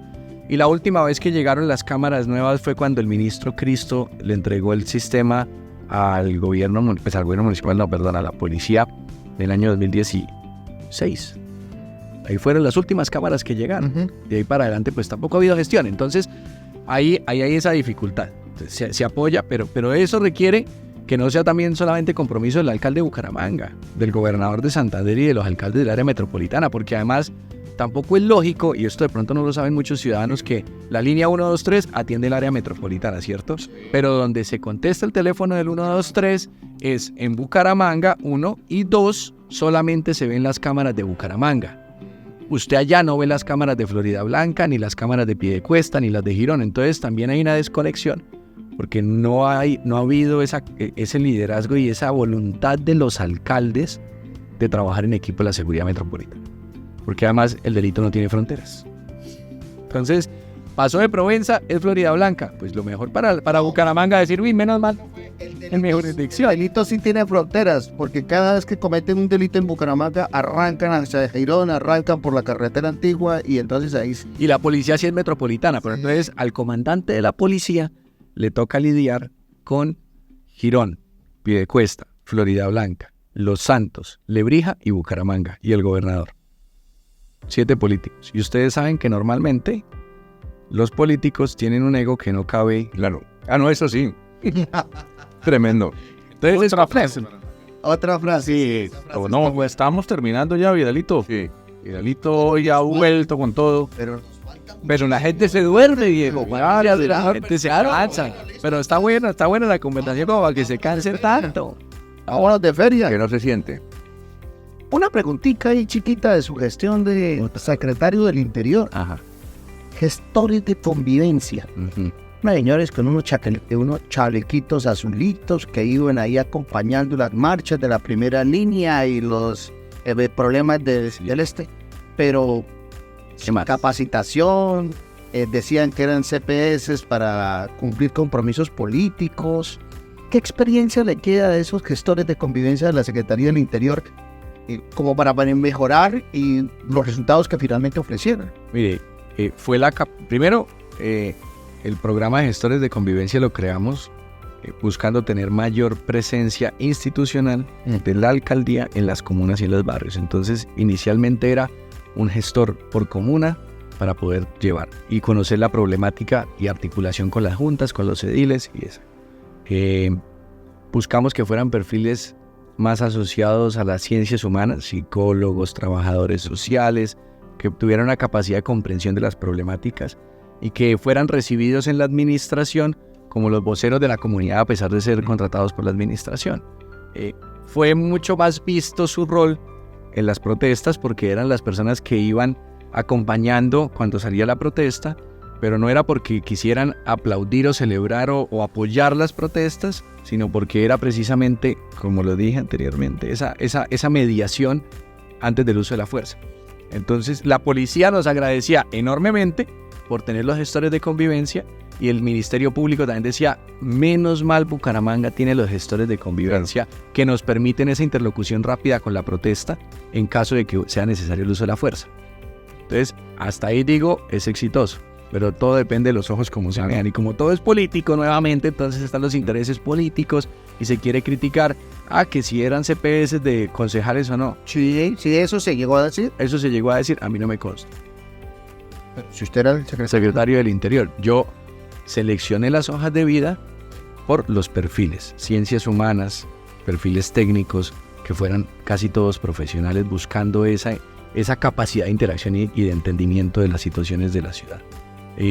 Yo creo que hoy en día varios líderes comunitarios pueden reconocer la gestión de los gestores de convivencia como un interlocutor primario de la administración. ¿Qué faltó y qué sería mejor? Un empoderamiento por parte del próximo alcalde para que realmente cuando un gestor de convivencia alce la mano en la Secretaría de Infraestructura porque el alumbrado público de pronto está fallando en un barrio, pues lo escuchen con más contundencia porque no es una voz más, es alguien del equipo. Para que cuando vaya y diga hay que hacerle mantenimiento a un parque, pues lo tomen más en serio. Cuando diga que es que el colegio tiene una falla, porque además creamos gestores de convivencia escolares. Con los gestores de convivencia nos metimos a los colegios públicos también a incentivar la convivencia. Era un programa más para la convivencia que para la seguridad. Y de paso nos permitía la presencia institucional. Oiga, a mí. No, Vidalito tiene alguna... Alfonso, callado. Están ustedes muy callados. No, el programa ya estuvo bueno. Vidal. Y la pero gente ¿Otra? yo tengo una. ¿No era la última y nos vamos? Esto, no, es que... Sí, una idea. Pero yo me voy a meter. ¿Quién es el director? ¿Quién es el director? Ok. Pero yo soy un director estilo Cárdenas. ¿Cómo es eso? ¿Cómo es eso? No le hagan kinder. Una. O es el kinder porque dijo que lo del biberón usted. El biberón, sí. Vidal se iba a lanzar a la alcaldía de Durania, pero hicimos consultas con la Corte Suprema, con la Corte Constitucional, y allá dijeron que no podía ser. Una pregunta. Señor. Del gobierno de Luis Francisco Borges, al margen de todo eso que sucedió, si hay algo que le reconocen los bumangueses, las autoridades, es la recuperación del espacio público. Nosotros volvimos a ver las fachadas de los negocios en el Paseo del Comercio, en el centro, y vimos despejadas las vías, las glorietas, las ventas ambulantes se tuvieron que organizar para trabajar y todo lo demás. Pero ahora, hoy en día, el Paseo del Comercio, el centro, el espacio público es un mercado pésimo. Cabecera, ¿no? No, claro. Cabecera y todo. O sea, toda la ciudad. Uh-huh. ¿Qué pasó? Dejamos perder una gran labor de gobierno, una gestión maravillosa, y la ciudad se nos, perdónenme la expresión, se perdió nuevamente en el tema de espacio público. Sí, eso es evidente, pues vamos a decir que no. Pero detrás de eso también hay un problema social. O sea, si hubiese sido tan buena la gestión, hubiese sido algo de largo plazo y no político de un periodo de gobierno. Ujú. ¿Sí? Porque entonces, porque cambia un alcalde, vuelven los vendedores ambulantes milagrosamente. Pues siempre han estado ahí. Aquí hubo una frase aquella de Rodolfo, ¿y qué hago? ¿Los mato? Bueno, pues él usaba unas frases bastante fuertes, o usa unas frases bastante fuertes en casi todas sus intervenciones. Pero claro, en parte de su estilo. Pero, no falta de gobierno para darle continuidad también al tema. claro, pero también yo creo que no todo es a punta de garrote. No todo es a punta entonces la policía. Y además, otro factor adicional. La policía ha venido disminuyendo su capacidad operativa porque cada vez tiene menos policías. Entonces también, ¿de dónde sacamos policías? La policía no tiene una fábrica de decir, fabríquese un policía, 2, fabrique 10 policías. Eso es un proceso de entrenamiento, de capacitación. Además, que los jóvenes quieran vincularse a la institución. Entonces, cuando empieza a bajar el número de policías, se pierde la capacidad de control. Por supuesto, aquí hay algo muy importante y es la alcaldía de Bucaramanga no tiene en su arquitectura institucional una capacidad de control para los problemas de la ciudad. ¿Sí? ¿Qué es eso? Una frase para marcar. ¿Qué es eso? Es una institución que ya es muy vieja en sus funcionarios, en su capacidad. Entonces, no tiene un organigrama consolidado y conformado para poder... Si nosotros hacíamos controles en Cuadraplay, no podíamos controlar Zona Rosa. Si nos íbamos para Zona Rosa, no podíamos controlar el Kennedy. Si nos íbamos para el Kennedy, entonces no estaban controladas las otras dos, ni tampoco la 105 en Provenza. Y entonces hacíamos el mayor esfuerzo. Y lo mismo con el espacio público. Si controlábamos alrededor de la Plaza San Mateo, entonces se descontrolaba cabecera. Si nos íbamos para acá, ¿por qué? Porque no hay capacidad institucional de controlar los problemas de la ciudad. Y en eso yo creo que la siguiente alcaldía también tiene que revisar algo que dejó esta administración, y es la modernización institucional. Eso políticamente es un poco duro, porque además, si se maneja mal, pues es una capacidad también de hacer muchas tramoyas politiqueras para poder nombrar amigos y no sé qué, y dejarlos en provisionalidad y toda esta vaina de la que estamos cansados, pero también tenemos que ser conscientes con la ciudad y tener una alcaldía más moderna. Eso es una alcaldía, yo la verdad no me acuerdo, pero yo diría que de los 80 tal vez. Secretaría del Interior, que es la secretaría en la que yo estuve. Secretario de Interior, los cargos de nombramiento o de carrera únicamente son secretario, subsecretario, inspectores de policía, que además son muy pocas inspecciones para los problemas, llenas de procesos, comisarías de familia, que trabajan unas 24 horas, como debe ser, pero que solamente tienen auxiliares administrativos. A nosotros, entonces, ya no hay más personal de planta, el resto son contratistas. Y entonces entraron a exigirle también como ordenador de gasto y secretario a un contratista para que cumpla como si fuera servidor público, tampoco es justo, porque hay trabajo. Bueno, pero entonces hay un paréntesis, siguiendo el tema de seguridad, ¿usted comparte la idea de escindir esa secretaría de hoy para que se encargue uno de los temas, digamos, que maneja regularmente la secretaría, para crear una secretaría de seguridad? ¿Usted qué haría, por ejemplo, si tuviera que liderar un debate en el Consejo, en el caso de ser elegido consejero? Yo hoy apoyaría una Secretaría de Seguridad y Convivencia Ciudadana, sí, lo apoyaría para sacarle esas funciones, porque además la Secretaría del Interior tiene la seguridad y la convivencia, la administración de plazas de mercado, la oficina de gestión del riesgo, ¿qué otro tema? Espacio público. Una lista de mercado, sí, que no hay poder humano que sea capaz con todo eso. Y entonces, por eso digo, insisto en que yo creo que el próximo alcalde tiene ese reto, modernizar la planta, pero no para darle tampoco un tratamiento aquí politiquero y empezar. No para incrementarle. No para incrementar necesariamente los cargos, pero sí para responder a las necesidades de la ciudad. Vidalito. No, Ahora sí, última pregunta. Pregunta, bueno, sí, Las dos últimas. la primera, usted cuando renunció, bueno, ahora decía que en Caracol no respondió a la entrevista y dijo, renuncio y Las cartas están abiertas. Cartas están abiertas, sí. Y una carta abierta era la alcaldía en primer término. Sí, una carta abierta, lo contemplé. ¿La alcaldía? Sí, no lo voy a negar. Yo contemplé ser candidato a la alcaldía. pero también en un acto de responsabilidad con la ciudad, dije, venga, esto es serio. O sea, ser alcalde de Bucaramanga no es un juego, no es venga a ver, ni me voy a meter a aspirar a la alcaldía de Bucaramanga para negociar y para ver qué le saco, o para simplemente posicionar mi nombre, porque como decía, la mayoría tienen un ego que no cabe. Es decir, sí, de mucho lado. Entonces, empezaron a salir más de 18, 20 nombres de precandidatos a la alcaldía de Bucaramanga. Por supuesto, considero que tengo el conocimiento, las capacidades para dirigir la ciudad, que lo tendría, pero también hay que hacer experiencia. Es la primera vez que soy candidato. O sea, esto también es de sensatez.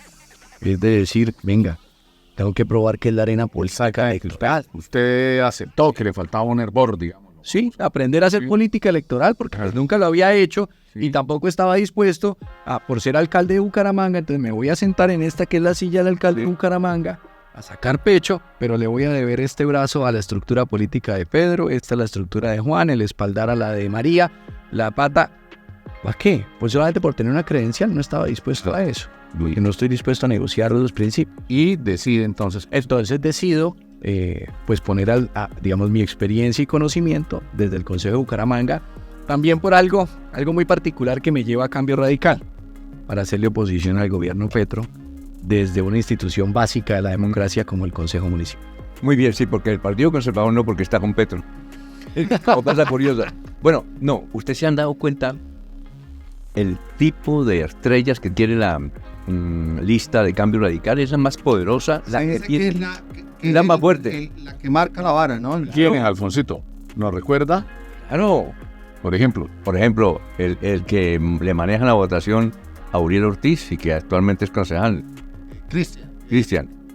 Sí, Cristian Reyes. Cristian Reyes, sí. A ver, ayúdeme. Actual concejal. Ayúdame usted, peso pesado. O el que Bueno, fue José David en cabeza. Está Cristian. También está el que fue concejal que regresó ahorita último. ¿Cómo es que se llama? Wilson Ramírez. Wilson Ramírez. Claro, Wilson Ramírez, que hizo llave en su momento con Edgar Suárez. Sí, señor. Está el concejal. No es concejal. Se ha lanzado 2 veces y se ha quemado 2 veces Eduardo Aguilar. Bueno, sí. O sea, Bueno, boticos en representación del Sí, señor. y falta Falta un concejal también. ¿Cuál es ahí? Sí. Lleva Luis Ávila. Luis Ávila. Ese Ese es el que dijo usted que es de Lazo. de eso, por ahí. Eso. Yo no puedo mencionar. Eso es. Pero De ahí. ese. Luis, bien. Luis se hizo elegir por la lista de Claudia López. Le hagamos ciudadanía. Bueno, ¿cuál otro? Son 3, 4. 3 concejales. Y usted 4, y hay alguien más así. Yo creo que es una lista muy fuerte. El partido desde Bogotá Sí. se esmeró en que fuera una lista contundente. Sí. Y hay uno que apoya a Bernabé Celis. Está el candidato, pues que dicen que es el candidato de... Ah, el de hijo de pescado. No, pero Ah, eso es para la asamblea. Es para la asamblea. Sí. Es Julio Rondón, creo que es. Julio Rondón. Ah, sí, señor. Ese es de Bernabé, y Bernabé es senador. Era Ese de Bernabé, ese le conocí la sede hoy cuando subía por la avenida Quebrada Seca con 28, Ok. 30. Está Esteban Telles también, de candidato. Nada, chico que fue comunicaciones en la alcaldía de La Girón, alcaldía de Girón, sí señor. Claro, fue secretario de comunicación. cercano a Alicia Los Zapatos y familiar de una funcionaria del INDER, Así es. jurídica, Exfuncionario. exfuncionaria.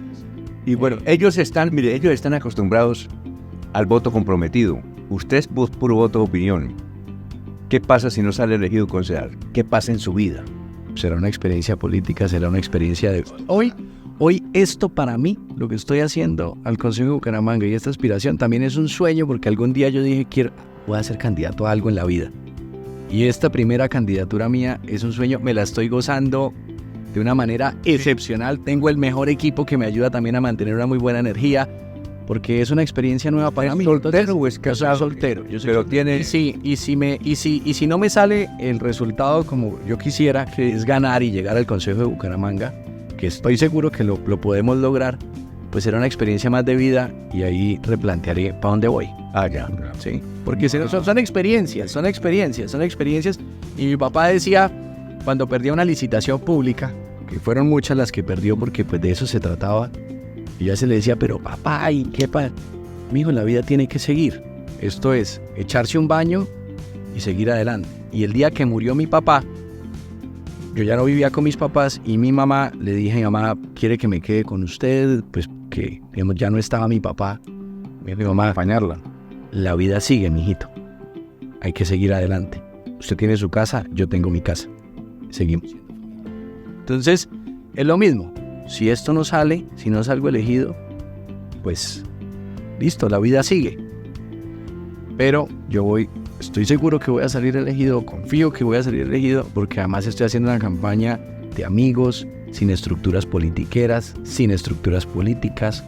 Estoy acudiendo a las personas que me conocen, con las que trabajé, con las que he crecido, para crecer en votación.